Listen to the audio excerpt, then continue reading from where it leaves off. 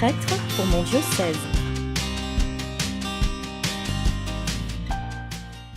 Donc je m'appelle Denis Cazot, j'ai 59 ans et je suis prêtre depuis le 23 juin 1985. Donc ça passe très vite, ça fait donc maintenant 33 ans, 34 ans.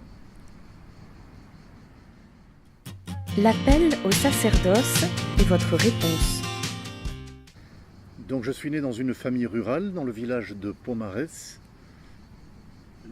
Enfant, je n'ai jamais pensé être prêtre. Mon rêve, c'était, ayant grandi proche de la nature, c'était d'être vétérinaire. Parce que je le voyais à la maison, je voyais son travail et j'aime beaucoup les animaux, donc vétérinaire ou cadre dans le monde agricole, mais sûrement pas prêtre.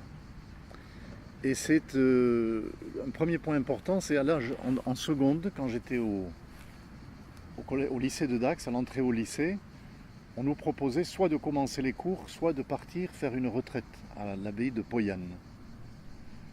Le choix était vite fait, entre des cours ou 3 jours de vacances à la campagne. Donc toute la classe a choisi d'aller en retraite. Ce que je ne savais pas, c'est que dans ces 3 jours à Poyanne, j'avais rendez-vous avec le Seigneur. Donc ça a été une expérience forte. Pour la première fois, j'ai senti que Jésus c'était quelqu'un qui m'aimait. Et j'ai expérimenté dans cette retraite une joie vraiment profonde qui m'a bouleversé. Donc ça a été le point de départ. C'est là que je situe mon expérience de foi. Jusque-là, j'étais chrétien parce que mes parents m'avaient mis sur les rails. Mais à partir de cette retraite, je pouvais dire je crois dans le Seigneur. Donc seconde, première, terminale, grâce à l'aumônier du collège Cendrillon à l'époque, qui nous a initiés à la prière, cette expérience s'est creusée. Et je me suis surpris à avoir un attrait pour toutes les choses de la foi, de l'Église, de la vie spirituelle. Je me suis engagé, j'ai fait des marches avec le service des vocations, des pèlerinages à Lourdes, et je m'y éclatais. Ce qui fait qu'à partir de la première, plusieurs prêtres m'interpellaient en me disant « Mais tu as jamais pensé, toi, être prêtre ?» Et je leur disais « Ça va pas, non, moi j'ai pas la vocation. Je veux être vétérinaire, je veux me marier, je veux avoir des enfants, mais pas curé. » Devant cette réponse aussi claire, les gens rentraient leurs questions. Et entre la première et la terminale, à Lourdes, à la chapelle des confessions de Lourdes, au cours d'une confession, un prêtre, j'ai appris son nom par la suite, le père Videcoste, m'a de nouveau posé la question « Est-ce que vous avez déjà pensé être prêtre ?» Et je dis « Oui, j'y ai pensé, mais je n'ai pas la vocation. » Mais lui, il a été un peu plus loin. Il m'a renvoyé une question « Qu'est-ce que c'est pour vous la vocation ?» Et je lui ai dit « C'est entendre une voix au fond de soi, comme Jeanne d'Arc, être habité par un désir irrésistible. Et moi, j'entends pas cette voix d'être prêtre. » Et ce prêtre m'a dit, vous avez raison, depuis tout petit, certains, ils ont ce désir dans le cœur. Mais attention, il existe une autre forme de vocation, c'est l'appel de l'Église. L'Église aujourd'hui, elle manque de prêtres. Qu'est-ce qu'il dirait aujourd'hui? Elle manque de religieux, de religieuses. Et un chrétien qui aime le Seigneur et qui est à l'aise dans l'Église, il peut s'engager pour servir l'Église. Promettez-moi d'y réfléchir. Et je lui ai dit oui. Et je me vois quittant la grotte en disant à Marie, pourquoi pas. Pour la première fois, il avait percé ma cuirasse, je m'interrogeais, pourquoi pas Seigneur, mais fais-me le savoir un peu plus clairement. Et puis après, donc c'est trop long pour une petite séquence de vidéo, mais au fil de la terminale, le désir a grandi, c'est devenu plus clair et j'ai opté pour entrer au grand séminaire après mes 18 ans. Donc la difficulté qui se posait à moi, c'est l'annoncer à mes parents, parce que mes parents avaient d'autres projets pour moi. Ma mère avait d'autres rêves, certainement. Et j'ai attendu d'être vraiment décidé pour leur partager mon désir, parce que je ne voulais pas qu'ils m'influencent. Et le soir où je leur ai annoncé, j'avais déjà rencontré le supérieur du séminaire, l'abbé Brett. Mes parents ne savaient toujours rien. Et je leur ai dit, voilà, j'ai quelque chose d'important à vous annoncer ce soir. Ils ont souri. Si j'ai mon bac, l'an prochain, je rentre au grand séminaire. C'était pas je vous demande la permission, ou si j'ai mon bac, je rentre au grand séminaire. Il y a eu un grand silence, les visages se sont un peu crispés. Et mon père a parlé le premier avec cette phrase merveilleuse, je m'y attends depuis toujours, voilà, qui m'a soulagé d'un grand poids. Quelque chose d'important dans mon cheminement de vocation, c'est aussi j'étais inscrit pour une retraite à Châteauneuf-de-Galore, l'été de ma terminale. Et j'ai fait cette retraite et ça a été une expérience très forte aussi, avec, je dirais, dans une phrase fondamentale de mon histoire de vocation, ça a été une phrase dans l'évangile de Saint Jean, chapitre 15 et verset 16, où 2 fois dans la même journée, j'ai eu sous les yeux cette phrase qui dit ceci, « Ce n'est pas vous qui m'avez choisi, c'est moi qui vous ai choisi, pour que vous alliez et que vous portiez du fruit. » Voilà, et ça fait partie des paroles de Dieu qu'on reçoit vraiment comme si, qui vous transpercent comme si elles étaient destinées, vous étiez destinées personnellement à ce moment-là. Voilà, c'est une phrase qui compte beaucoup pour moi et qui me nourrit encore. L'engagement comme prêtre diocésain. Comment j'ai choisi d'être prêtre diocésain? Je dirais que c'était une voie naturelle. Moi, je pense être bien enraciné dans mon village, dans mes landes. J'étais enfant de chœur dans mon village. J'ai chanté la chorale de ma paroisse. Donc, naturellement, j'ai pas trop réfléchi à d'autres lieux de formation et suivi cette voie naturelle d'être prêtre diocésain. Des lieux d'exercice et des fonctions diverses. Par rapport aux missions qui m'ont été confiées, je peux dire que je n'en ai choisi aucune. Et je les ai même toutes redoutées. Ayant grandi dans une école catholique, j'avais une grande appréhension de l'enseignement public. C'était une planète étrangère pour moi. Et ma première nomination, ça a été d'être aumônier de lycée à Aires-sur-Adour, 2 ans. Puis ensuite, un peu plus tard, je vais être nommé aumônier aussi de l'enseignement public de Dax pendant 8 ans. Donc, et mes peurs, mes préventions sont tombées. Je me suis trouvé très heureux dans ce milieu. Mais 18 premières années ont été au service de la jeunesse. Donc 2 ans à Aires-sur-Adour, 9 ans au foyer séminaire de Mont-de-Marsan, chargé du service des vocations. Et puis ce qui était, on l'appelait pas comme ça à l'époque, mais c'était les embryons de la pastorale des jeunes, les premières JMJ, Czestochowa, Saint-Jacques-de-Compostelle avec Jean-Paul de Rome, Paris. Donc pendant 9 ans à Mont-de-Marsan, foyer séminaire, service des vocations, et 8 ans encore ensuite aumônier des collèges et lycées publics et privés à Dax. Au bout de ces 18 ans de ministère, j'ai été enfin nommé curé à Biscarrosse, au nord du diocèse, une expérience aussi que j'ai adorée. Première paroisse, premières amours, on se donne à fond. Donc pendant 6 années, 3 années curé d'Agenmo, d'autres réalités, 24 villages, le monde rural que je retrouvais, le monde de mes racines, 3 ans, un peu court, mais expérience aussi très riche. Et puis ensuite, Monseigneur Gachignard est venu me chercher pour me demander d'être le vicaire général. Et je suis dans ma 5e année, donc Monseigneur Gachignard, Monseigneur Charrier par intérim et Monseigneur Souchu aujourd'hui. Voilà, vicaire général et puis aussi recteur du sanctuaire de Bugloz depuis 5 ans aussi. Un lieu marial, ce qui n'est pas pour me déplaire. Et dans ce parcours, il y a une petite expérience de 5 années qui n'est pas passé inaperçu, c'est l'accompagnement du catéchuménat du diocèse, où j'ai vraiment vibré aussi, à travers la rencontre de tous ces hommes et femmes adultes qui sont touchés par la grâce de Dieu, par l'Esprit Saint.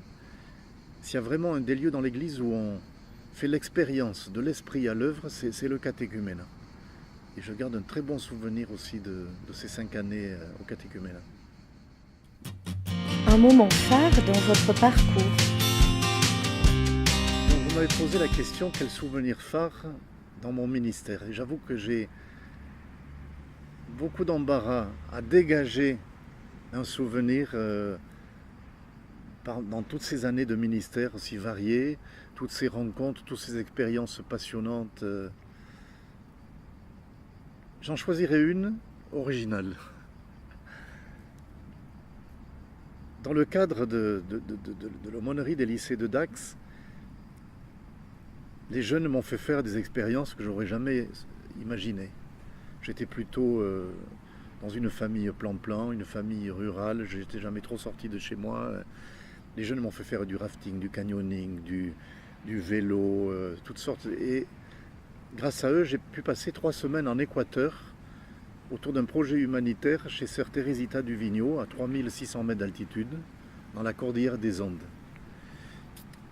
C'était un chantier pour construire un dispensaire. Nous étions 6 étudiants et moi-même.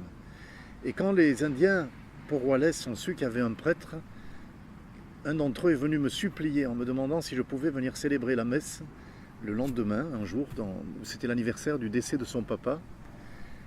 J'ai accepté à condition qu'on me guide dans la montagne. Donc je suis parti avec mon petit sac à dos, un missel en espagnol, en sachant que je n'ai jamais fait d'espagnol au collège, donc sans connaître la langue, à l'aventure, traversant des sentiers, une source qu'il fallait sauter, arrivant au-dessus d'un petit village, entendant la vieille cloche teintée, j'ai vu cette église se remplir avec tous les paysans des montagnes.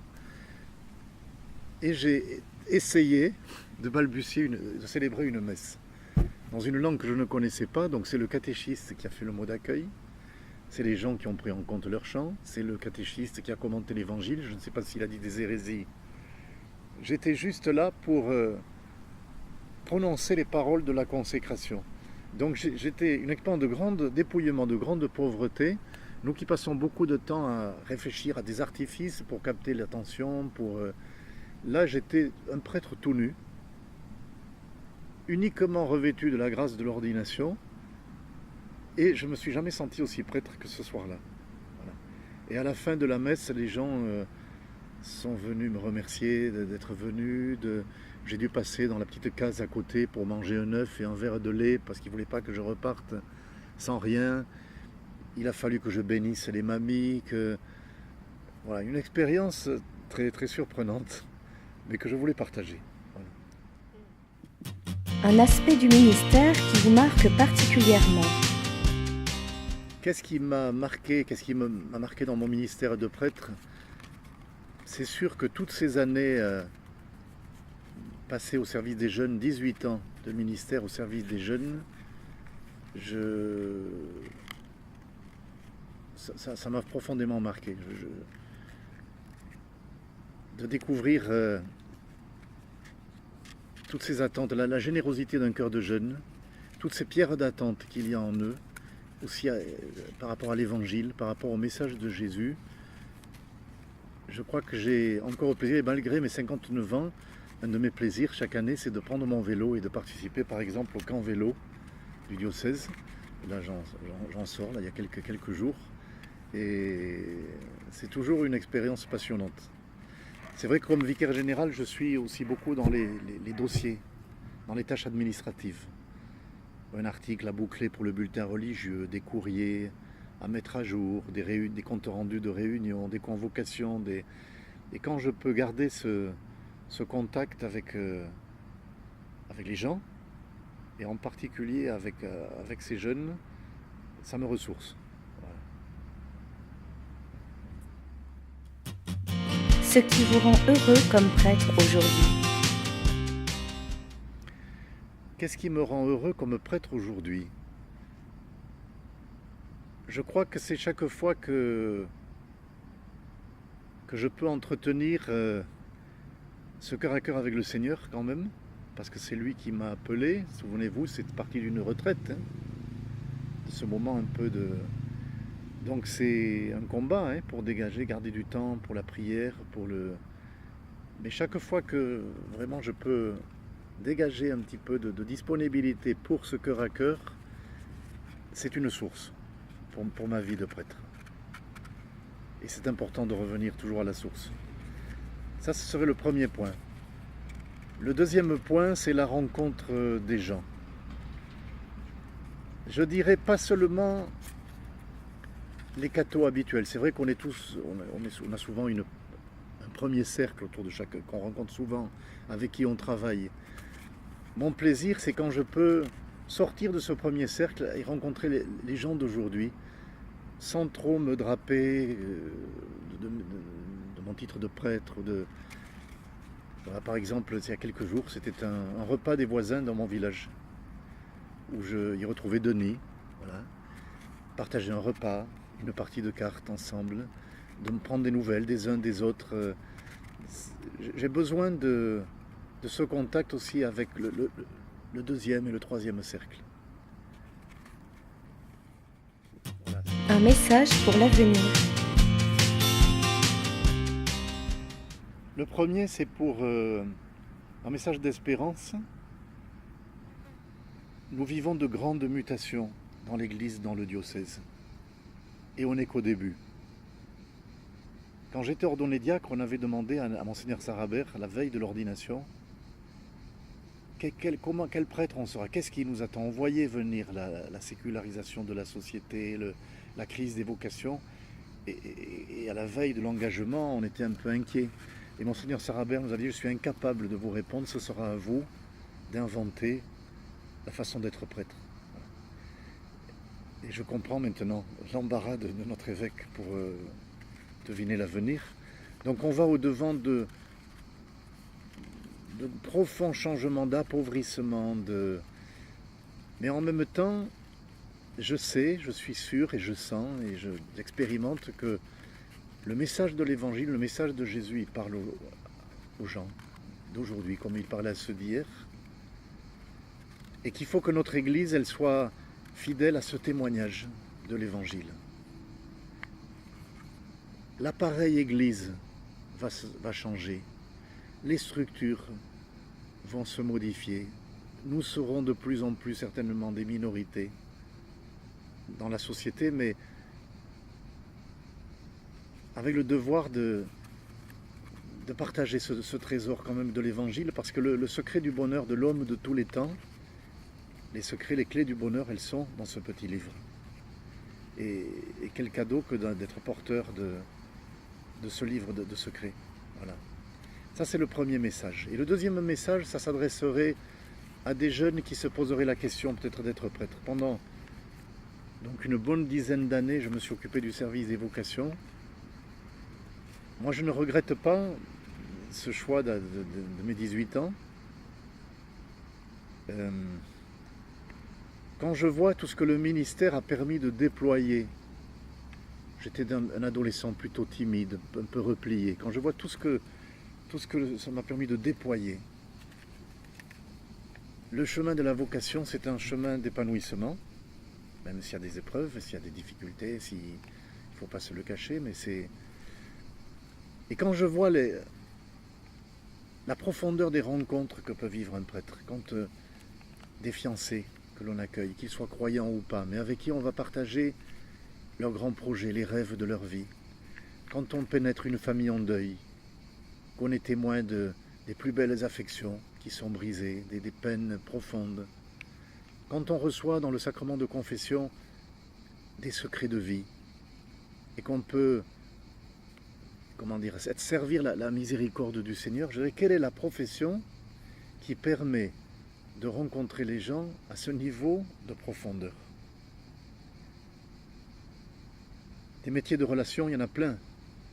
Mais ce niveau de rencontre et d'échange, c'est quand même pas courant. Voilà. Et donc, s'il y a un jeune qui regarde cette vidéo, qui s'interroge, j'ai envie de lui dire, allez, en avant, n'aie pas peur.